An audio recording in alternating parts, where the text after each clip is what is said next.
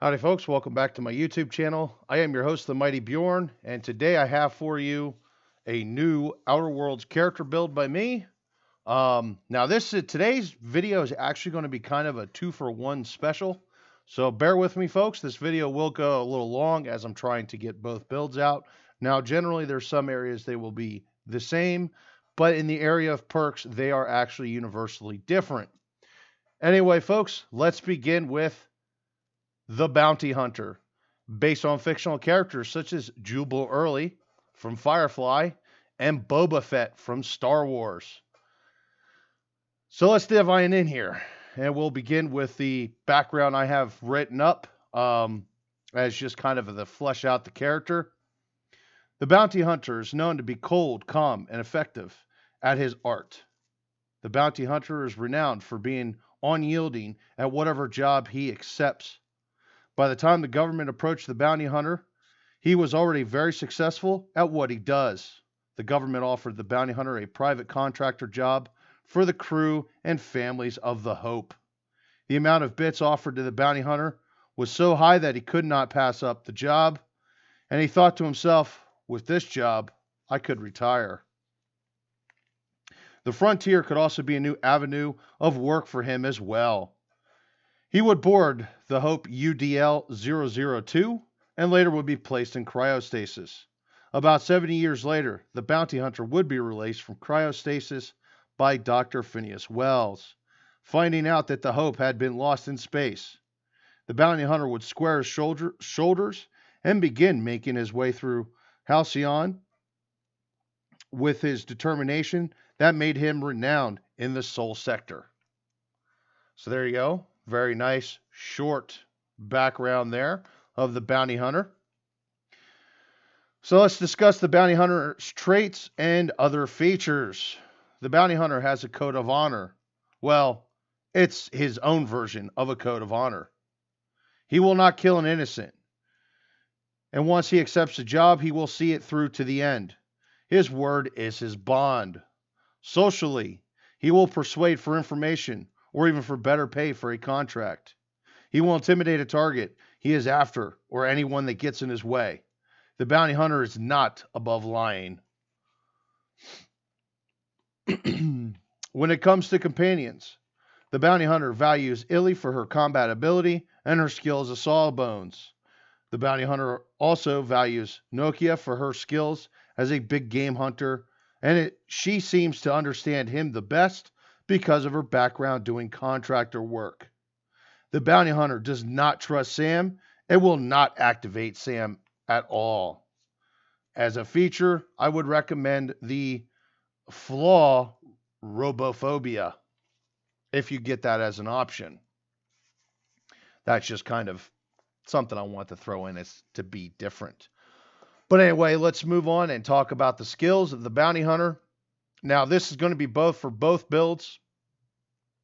I went for 1 point dexterity, 1 point in intelligence, 2 points in perception, 1 point in charm, and 1 point in temperament. I took +1 for determination for his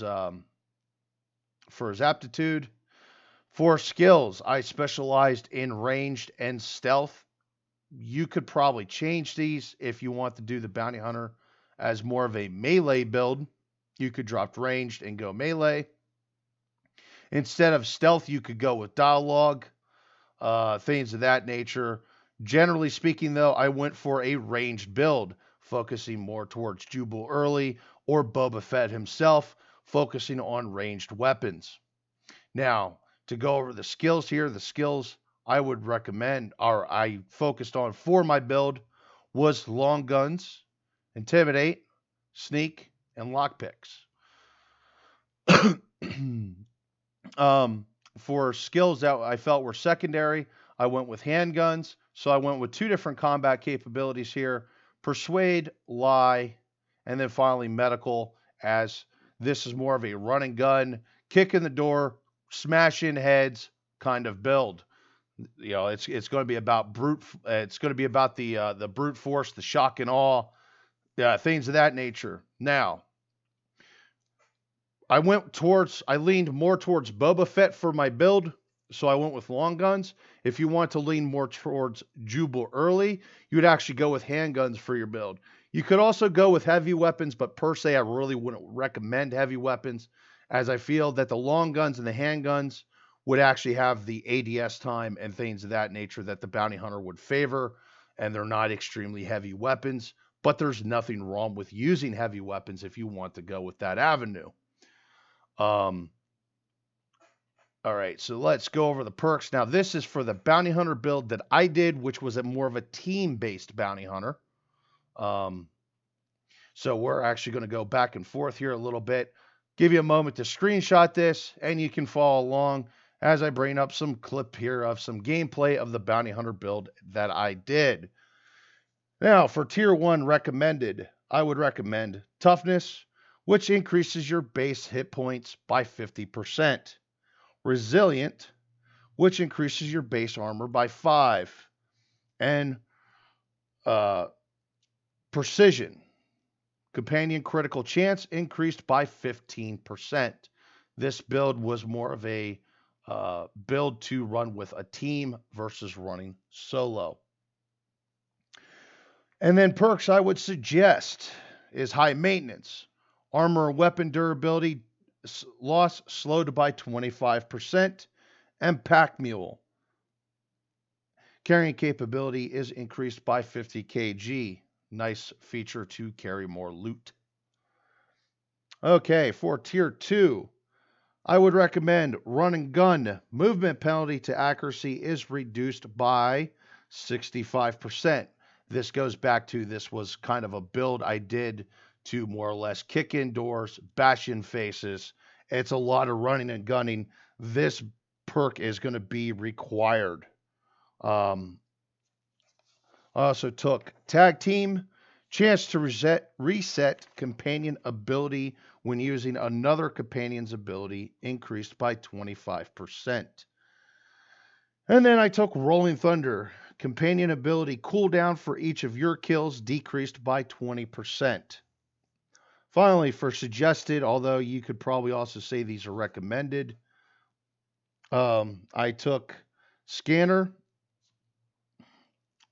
Bonus to headshot weak spot damage increased by 20%. That one I didn't feel was so important, but it's not a bad perk to have because of the run and gun capability. I'm aiming more for the chest than I'm aiming for weak spots, except for when I have moments where I'm using the tactical time mode. Then I start aiming for weak spots. So I wouldn't necessarily consider that one overly important. And then I took Harvester. Health restored per kill increased by 15%. That also goes back to the whole running and gunning thing. So that one probably leans more towards the recommended than the suggested. Now, at tier 3, I took Armor Master. Armor rating bonus increased by 10% and skill bonus increased by 100% from a worn armor. Confidence. Sorry, my hand keeps itching here and it's distracting.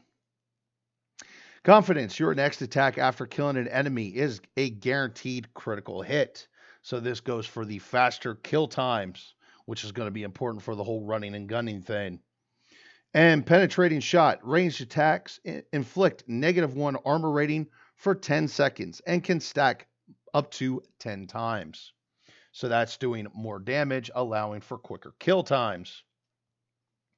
Next, for the tier 3 suggested, both of these lean more towards the probably recommended, but you might be able to figure out some better picks.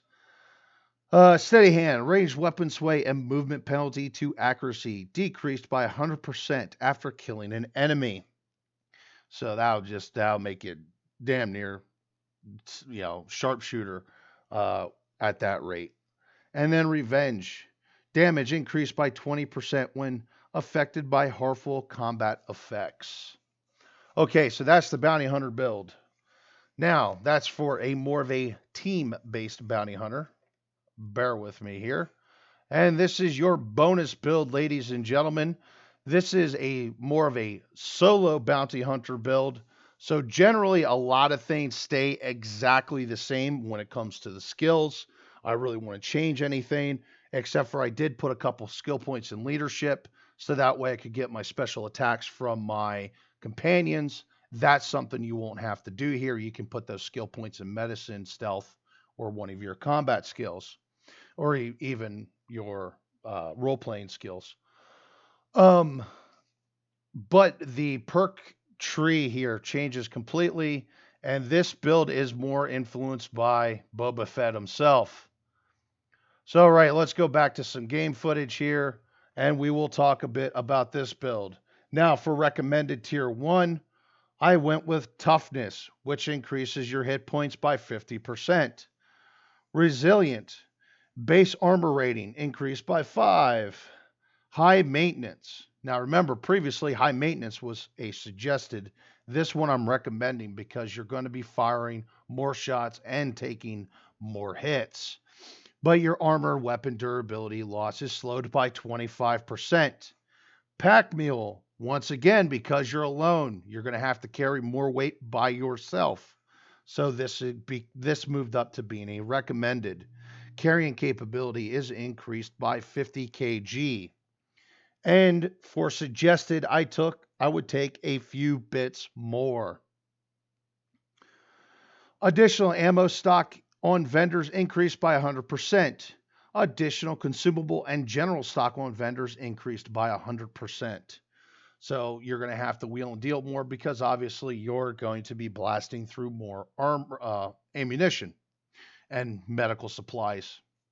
Because this, unlike the sniper build, that was a sneaky ranged based build. This build still, even the solo hunter, no pun intended, uh, the solo hunter still ran. I still ran it as a kick in the door and bash in skulls. Okay, for tier 2 recommended. Run and gun once again makes the list with the movement penalty to accuracy reduced by 65%. Scanner. Now this one moved up to recommended. Bonus to headshot weak spot damage increased by 20%. Harvester. Health restored per kill by 15%. Soliloquy. Dialogue skills increased by 10% when alone. This is one of those solo skills. And then for tier 2 suggested, I took Snake Oil Salesman. Vendor buying price is increased by 20%. So this is a good way to make up for the fact that you're going to be purchasing ammo. It kind of makes up for the difference because they'll be buying items from you at a higher price. Okay, for the tier 3 recommended, I have 5 tier 3 recommended. None of these are suggested, and these I would set in stone on taking. And the first one is Armor Master. Armor rating bonus increased by 10%, and skill bonus increased by 100% from a worn armor. Confidence. Your next attack after killing an enemy is a guaranteed critical hit. Revenge. Damage increased by 20% when affected by harmful combat effects. Solo Sneaker. Detection radius of enemy decreased by 33%. And Penetrating Shot. Range attacks inflict -1 armor rating for 10 seconds and can stack multiple times. So there you go, folks. That's pretty well how that goes right there. Now there's one more perk I would throw in here, and this is a part of you got to kind of take Robot Phobia to get the extra perk point to take this for the solo hunter anyway. You also want to grab yourself at tier 1 Lone Wolf. Damage when alone increased by 25%. So that one's kind of an extra perk to grab yourself, and that one I do recommend as well. Or you could just skip a few bits more and grab yourself Lone Wolf instead. or even drop, you could even drop high maintenance for Lone Wolf. But Lone Wolf is actually highly recommended. But personally, with how I did the build, I would actually spend the extra perk point from Robophobia to grab Lone Wolf. Anyway, folks, that is it for me. That is the Bounty Hunter slash solo Bounty Hunter build. Hopefully you guys enjoyed the video as much as I did during the video. And remember to hit the like button if you enjoyed the video and subscribe to the channel if you'd like to see more Outer Worlds video content such as this. Anyway, folks, thank you very much again for watching. Hopefully you all have a great week, and I hope to see you for the next video.